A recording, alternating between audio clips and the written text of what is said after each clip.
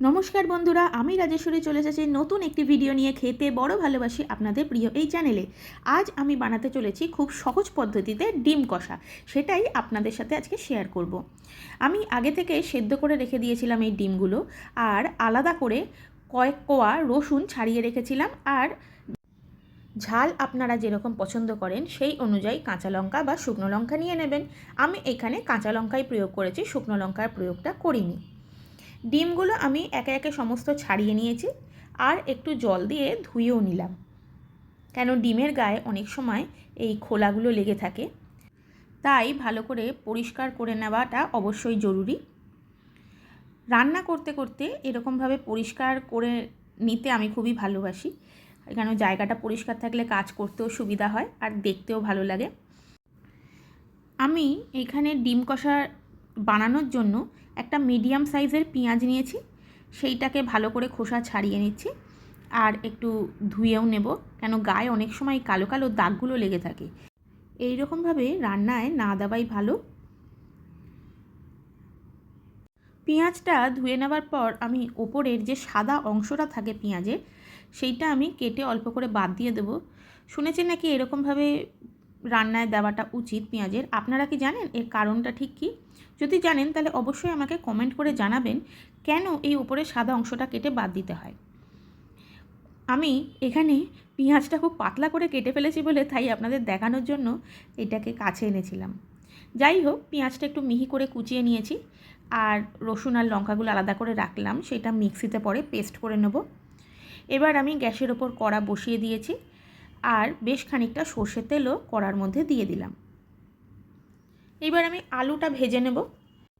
এখানে ডিম কষা করার জন্য আমি একটু বড় করেই আলুটা কেটে নিয়েছি, একটু ডুমো ডুমো করে বড় সাইজ করে কেটে নিয়েছি।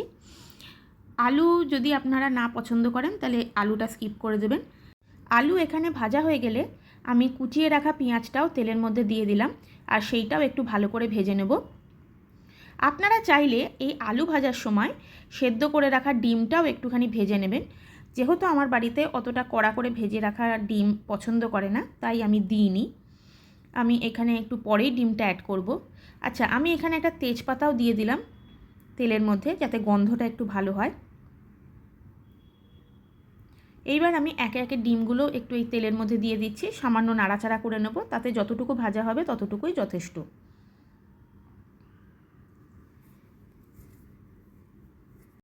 আরেক দিকে আমি একটা মিডিয়াম সাইজের টমেটো নেব, আর সেইটাকে একটুখানি বড় করেই কেটে রাখছি, যেহেতু আমি এটা মিক্সিতে একটা পেস্ট বানিয়ে নেব। টমেটোর সাথে আমি এইখানে এই রসুনের কোয়া আর কাঁচা লঙ্কাটাও দিয়ে দেব। সেইটা দিয়েই একটা পেস্ট বানাবো, যেটা কিনা আমি এই ডিম কষার মধ্যে দেব। এরকম একটা পেস্ট যদি বানিয়ে আপনি ডিম কষার মধ্যে দেন তাহলে খেতে খুবই ভালো লাগবে। এইখানে আমি সামান্য পরিমাণ গোটা গরম মশলা নিয়েছি, সেইটাও এই টমেটো পেস্টের মধ্যে দিয়ে সেটাকেও পেস্ট করে নেব। আচ্ছা, এই দিকে আমি দেখতে পাচ্ছি মোটামুটি ডিমটা একটু ভাজা হয়ে গিয়েছিল, আর আমি তারপর এই টমেটো পেস্টটা এই তেলের মধ্যে দিয়ে দিলাম। এইটাকে একটু নাড়াচাড়া করে নেব, যাতে টমেটোর কাঁচা গন্ধটা আর রসুনের কাঁচা গন্ধটা চলে যায়। আমি আরেকটা যেটা কাঁচা লঙ্কা ছিল সেটা দিয়ে দিয়েছি। আপনারা ঝাল আপনাদের ইচ্ছা মতন প্রয়োগ করবেন। যেহেতু আমি রসুনটা টমেটোর সাথে বেটে নিয়েছিলাম, তাই আমি এখানে 1 চামচ মতন আদা বাটাও দিয়ে দিলাম। টমেটো আর রসুনের কাঁচা গন্ধ চলে গিয়ে যখন একটা সুন্দর অ্যারোমা ছাড়বে, তখন আমি একে একে মশলাগুলো এখানে দিতে থাকছি।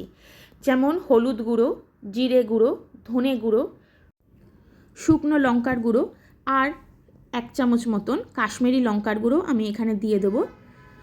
তারপর সমস্ত মশলাগুলো এখানে আমি এই ডিমের সাথে ভালো করে কষানোর জন্য নাড়াচাড়া করছি, যাতে মশলাগুলো একটুখানি তেলের সাথে ভাজা ভাজা হয়ে যায়, আর এর কাঁচা গন্ধ যাতে না থাকে। মিক্সির বাটিতে যেহেতু বেশ খানিকটা টমেটো লেগেই ছিল, সেই জন্য সেইটা ধুয়ে আমি ওই অল্প পরিমাণ জলই প্রথমে এই কষানোর মধ্যে দিচ্ছি, যাতে তলা না ধরে গিয়ে থাকে মশলাটা, তাহলে মশলা পুড়ে যাবে, আর পুড়ে গেলে পরে রান্নার একটা বাজে গন্ধ ছাড়বে।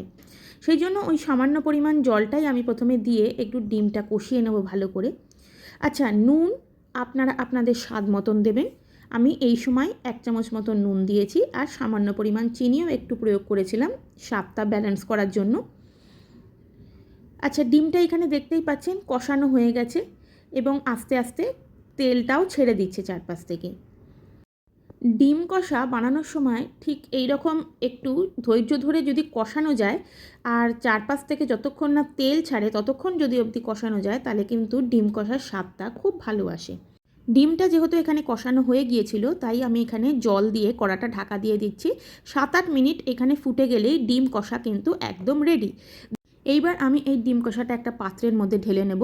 দেখতেই পাচ্ছেন ডিম কষাটা কিন্তু যেরকম দেখতে লোভনীয় হয়েছে সেরকম ঠিক খেতেও হয়েছে। ভিডিওটি ভালো লেগে থাকলে অবশ্যই লাইক সাবস্ক্রাইব করে পাশে থাকবেন। আপনাদের পাশে থাকা কিন্তু আমাকে এগিয়ে যেতে সাহায্য করবে। ধন্যবাদ।